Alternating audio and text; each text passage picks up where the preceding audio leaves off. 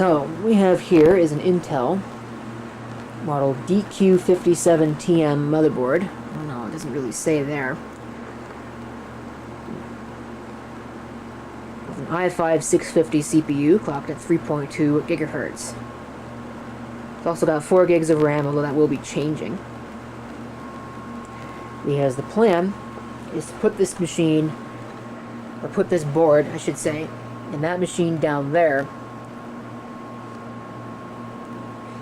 which is kind of a downgrade, but I can use that other board to upgrade something else.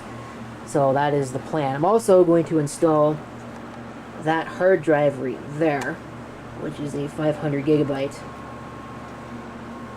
Should be all that it needs. So let me get this stuff all out of the way, and we'll get started.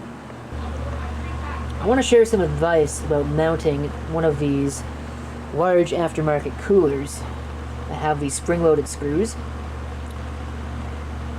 Make sure that you use a screwdriver that fits the screw very snugly. Don't use a worn-out Phillips driver, because what will happen is when you're pushing down on that, and it takes quite a bit of pressure to do that, you'll end up slipping off the screw and you'll stab your motherboard. Been there, done that. You do not want to do that. So, now we'll get this stuff out of here. I did also want to point out that this right here is the original cooler. You can see it doesn't even have any copper on it. So I can't imagine that that's going to cool very well, and it didn't. The system was running at like 80 degrees with that cooler installed. So something was definitely wrong there. With this cooler here, you can see it's been running for like about 15-20 minutes. And we're less than 50 degrees. So that's like a 30-degree improvement, which is not bad. Here's the existing board. And yes, I'm sure somebody's going to point out, oh, the heatsink's installed wrong. I don't care. It works just fine. So, whatever. Time to get this out and get the new one in. Now it's booting, doggone this thing. I think I might actually get through it. But, set this thing all up. You can see it's all in place, new board and everything.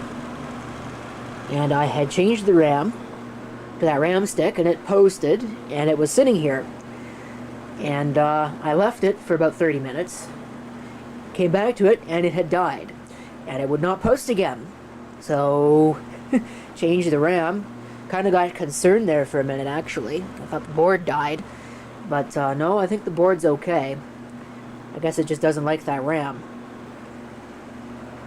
So that's kind of a shame. Looks like Windows is going to actually boot, though. So we'll let it do that. It started right up.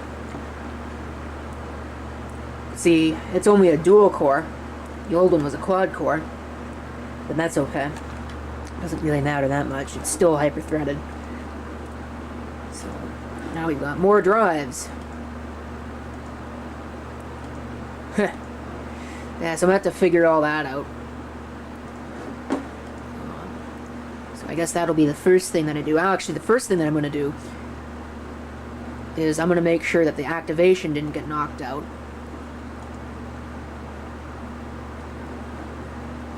If I can find that. There that is. Should tell me, nope, Windows is activated. Cool. So it should be good to go. I do need the computer management. Well, I might do this with a remote desktop connection.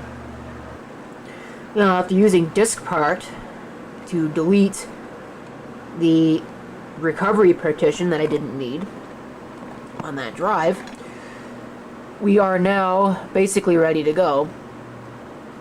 I've already changed all the drive letters and all the partition names, so we just need to make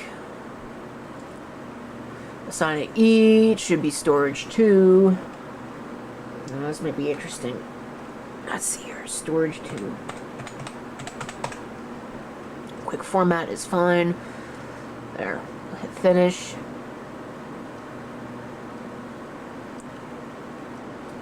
And we're good to go. Now we can close that. And come over here to File and Storage Services and go to Shares. These are all in the wrong place. Yeah, I'm gonna have to go through all these and redo it. So that's gonna be real fun. The folders are still there, so it's not like I'm deleting any files or anything. Now I'm gonna have to recreate all of those. So we might as well go New Share. I'm gonna just go for quick. Share location is going to be E. And it is going to be called main.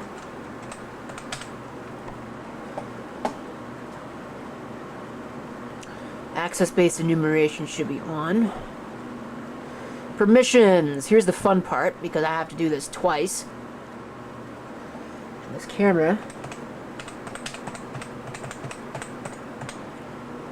Select administrator. Full control, which is the way it should be. On the share, I need to select administrator again.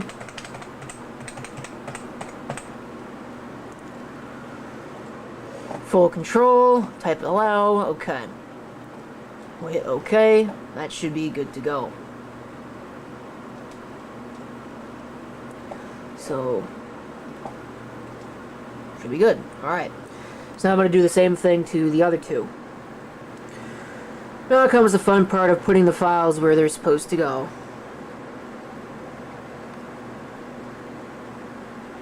That is going to take forever. Should have put the thing in the back in the rack, so it wasn't taking up space on my workbench. Could have gotten some other stuff done. Doggone it. Whatever. Doesn't really matter, I guess. I think it looks really cool. I'm not really a big fan of LEDs in computers. I think it's kind of a little bit much, but I think that definitely does add a little bit of character to it. I think I'm going to stop the video at that, because really there's not a whole lot else that's worth showing. I mean, it's just transferring files, really. Yeah, we've seen that before. So, stay tuned. We can figure out what we're going to do with this.